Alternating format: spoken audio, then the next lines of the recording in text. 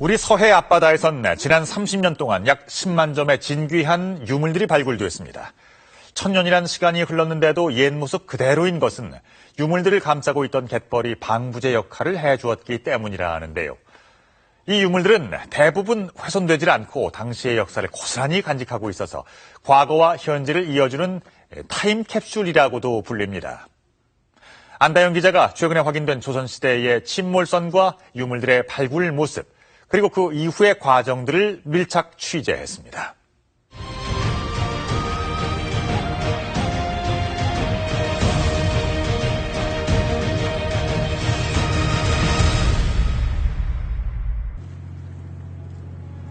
태안 앞바다 마도. 인근 해역에서 최근 5년 사이 고려시대 난파선 3척이 잇따라 발견됐습니다. 국내 단 하나뿐인 290톤급의 수중 발굴 인양선 누리안호가 이 마도 해변에 정박해 있습니다.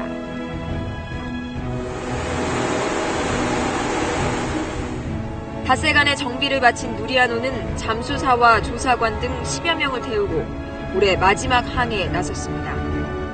마도에서 약 1km 떨어진 해역. 예로부터 거센 물살로 선박의 항해가 어려워 난행량이라 불리던 곳입니다. 이곳 마도 해역은 바다의 경주라고도 불릴 만큼 해저에 수많은 유물들이 묻혀있을 것으로 추정됩니다.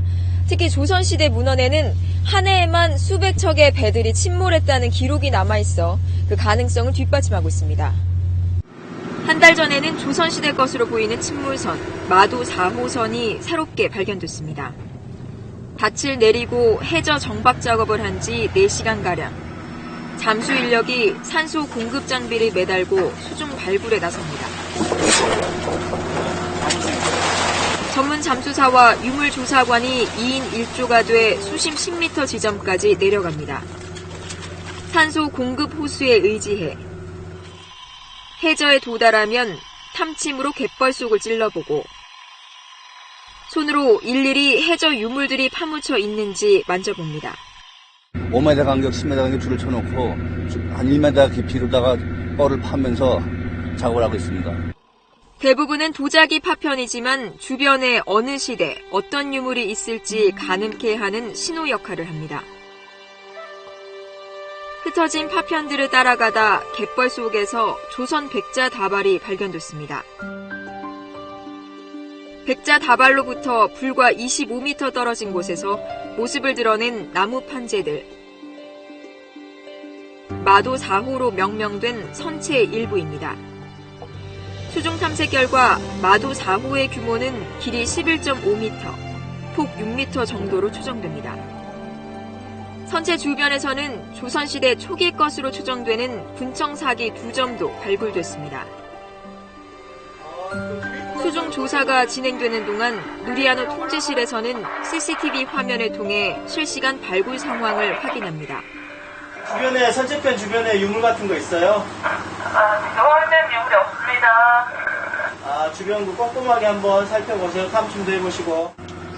누리안호는 동시에 4명의 잠수 인력이 최대 수심 80m 지점까지 내려갈 수 있고 1시간 반가량 작업이 가능합니다. 수백 년간 갯벌 속에서 잠자던 유물이 잠수사의 손에 끌려 해수면 위로 올라왔습니다.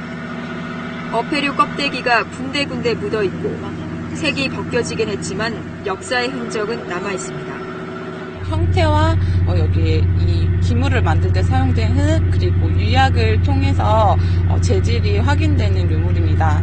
이것은 고려시대의 청자이고 이게 조선시대 백자입니다.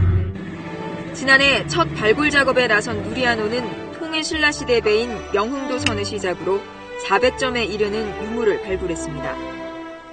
특히 이번에 발굴된 마도 4호선과 이 배에 실렸을 것으로 추정되는 분청사기 2점, 그리고 조선백자 111점은 누리안호의 최대 성과입니다. 18세기 후반에서 19세기 초반에 지방에서 제작된 백자로 생각이 되는데요. 지방에 전체적으로 가마가 여러 군데 산포해 있어서 굳이 해상 유통이 불필요했음에도 불구하고 백자의 해상 유통 과정을 보여준다는 점에서 도자사적 의의가 있다고 할 수 있습니다. 내년 초 마도 4호선이 인양되면 가장 먼저 옮겨지게 되는 곳, 바로 이곳 타렴실입니다. 현재 이 대형 수조에는 마도 2호선과 3호선의 선체 일부가 담겨 있습니다. 800년간 나무 속 깊이 스며든 염분을 빼는 작업입니다. 이 과정을 거치지 않으면 나중에 보존 처리라는 과정에서 바닷물 속에 있는 염분이 그 결정화를 이루게 됩니다. 그러면 목재 내부에서 부피가 커지기 때문에 변형이 이루어지게 되죠. 2, 3년간 소금기를 뺀 선체는 경화실로 옮겨집니다. 오랜 시간 물속에서 물러진 목재를 화학약품에 담가 단단해지도록 만드는 겁니다. 인양 후 타렴과 경화, 보존 처리를 마치고 최종 복원까지 처음으로 발굴한 침몰선 신안선의 경우 20년이 걸렸습니다. 전남 신안 앞바다에서 이 신안선이 발굴된 건 70년대 후반. 중국에서 일본으로 가던 14세기 중국 무역선인 신안선에선 중국 도자기와 동전 등 유물 2만 8천여 점이 출수됐습니다. 신안선 발굴은 우리 수중 고고학의 탄생을 알린 신호탄이 됐습니다. 이후 30년의 수중 발굴 역사가 집적된 국립해양문화재 박물관. 20차례 발굴 작업을 통해 인양된 고선박과 해저 유물이 최종 복원을 거쳐 전시됐습니다. 이 가운데 백미는 당시 고려청자 생산지인 강진에서 수도 개경으로 가다 침몰한 태안선의 유물들입니다. 무려 2만 점의 고려청자가 거의 완벽한 보존 상태에서 무더기로 발굴됐습니다. 어부가 쭈꾸미를 잡다가 이 고려청자가 쭈꾸미를 통해서 이렇게 빨판을 물고 나온 겁니다. 그래서 저희가 2007년, 2008년까지 약 23,815점에 달하는 유물을 발굴을 할 수가 있었습니다. 마도 2호선에서 나온 고려청자 매병 2점. 연푸른 빛이 감도는 국화와 연꽃무늬 청자가 800년 시간을 무색해 합니다. 장식용품에 불과한 것으로 알려졌던 이 매병들은 당시 시대상을 추적하는 데 결정적 역할을 했습니다. 매병과 함께 화물표인 죽찰이 발견되었습니다. 그래서 그 죽찰에는 매병의 개경에 있는 중방 어문부에게 꿀을 담아 보낸다, 참기름을 담아 보낸다 이런 기록이 함께 발견되었습니다. 그래서 그 매병이 가지고 있는 아름다움보다도 그 실용적 가치가 함께 발견되었기 때문에 실물 복원된 두 척의 배와 문화재적 가치가 높은 도자기 등을 빼고 나머지 유물들은 모두 수장고로 보내집니다. 지난 1976년 국내 처음으로 해저에서 신안선이 발굴된 이후 지금까지 12척의 고선박과 약 10만 점의 유물이 발굴됐는데요. 중앙박물관 등으로 이관된 신안선 유물을 제외한 약 4만 5천 점의 해저 유물이 이곳에 보관돼 있습니다. 수장고로 가기 전까지 대부분의 유물은 해저 유물의 종합병원이라 불리는 보건실에서 수년간을 보냅니다. 그 형태를 복구하는 과정에서 숨겨진 문화재적 가치와 그 시대 생활상도 복원됩니다. 처음 이런 이형 독이나 토기가 나왔을 때 용도를 몰랐었습니다.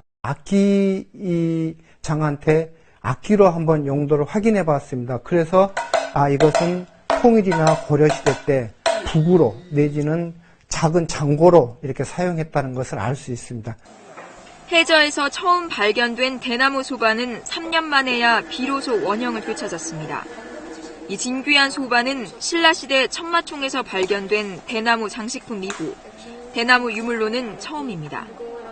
고려시대에 굉장히 공예품이 발달되었다고 알려져 있는데 대나무로 만들어진 형태의 공예품이 지금 남아있는 사례가 없습니다. 그래서 고려시대를 대표하는 대나무 공예품으로서 가치가 굉장히 크다고 할 수 있습니다.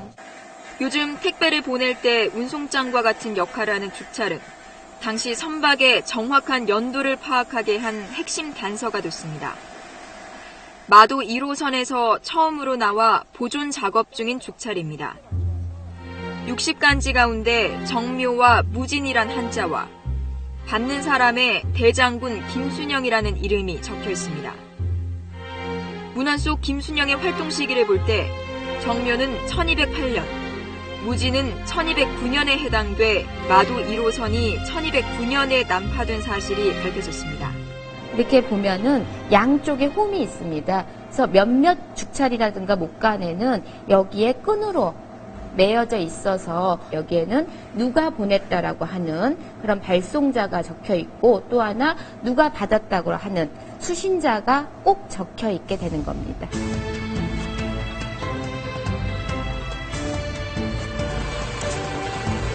통나무를 원형 그대로 켜켜이 쌓아 올려 만든 마도 1호선.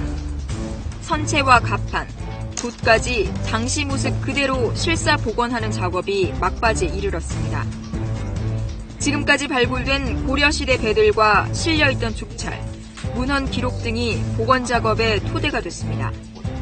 이전에 나온 배들이 있습니다. 다 고려시대 배들인데 그 총 8척이 나왔는데 그런 배들에 대한 구조들이 다 접목되어 있다고 보시면 됩니다. 고려시대 청자 운반선 태안선을 전통 방식 그대로 재현한 온누비호. 2개의 돛을 올리고 방향타를 돌리자 바닷길을 가르며 서서히 항해를 시작합니다. 우리나라 마지막 뱃사공인 84살 신현우 씨가 돛담배에 키를 잡았습니다. 허리 들이시, 잡아당겨. 계속 잡아당기시. 이물을 놔두고 이물은 오히려 터져. 뱃사공이 사라지며 사실상 명맥이 끊긴 전통 항해 기술과 백길 복원은 고선박 발굴이 낳은 마지막 결실입니다. 온누비호는 강진에서 강화도까지 1000년 전 백길을 따라 사흘에 걸친 여정을 운항하게 됐습니다. 실제 그 배를 가지고 한번 어떻게 효율적으로 항해를 할 수 있을까 하는 그런 것들이 밝혀지는 거죠. 그래서 그 작은 몇 조각 유물이 이 바탕이 되어서 이런 여러 가지 그 전통 항해술이라든가 조선술 이런 것들을 찾아내고 계승하는. 현재 전 세계적으로 추정되는 난파선은 300만 척 이상. 해저 유물은 지상 유물에 비해 비교적 훼손과 도굴 위험이 적고 발굴이 걸음마 단계라는 점에서 연구와 투자 가치는 무궁무진한 분야입니다. 우리나라는 아시아 최초의 수중 탐사선인 18톤급 시뮤즈호와 전문 인양선인 누리안호를 보유해 한중일 수중 보고학을 선도해왔습니다.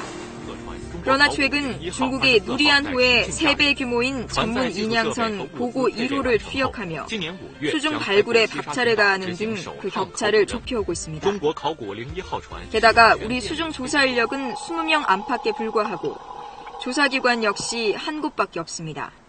어디서 유물이 발견되거나 제보가 들어오거나 탐사를 하게 되면은 우리는 강원도 속초부터 서해안 백령도까지를 다 조사를 해야 됩니다. 그만큼 넓은 권역을 가지고 있는데 우리 해저 발굴의 최대 목표는 사라진 거북선을 찾는 것. 최초의 신안선 발굴 이후 지난 30년간의 숙제였습니다. 그러나 지난 2012년 영양대첩 당시 사용된 것으로 보이는 소총통 발굴 이후 임진왜란 관련 유물 발굴은 답보 상태입니다. 상당수의 문화재가 불타버린 임진왜란 당시 우리는 그때의 역사도 함께 잃었습니다. 구멍 뚫린 역사에 퍼즐 조각을 품고 있을 바다. 이 해저 발굴에 마지막 희망을 거는 이유입니다.